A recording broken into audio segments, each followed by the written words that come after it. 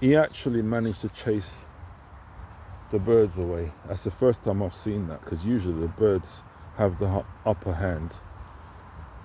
he's ferocious, my little friend. Okay, there's the other one.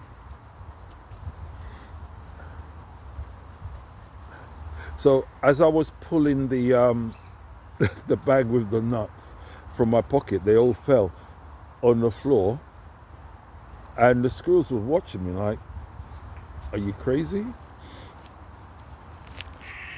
There's a third one over there. There's a third squirrel over there. He's a little bit smaller than the others. I'm actually quite surprised because it's a cool day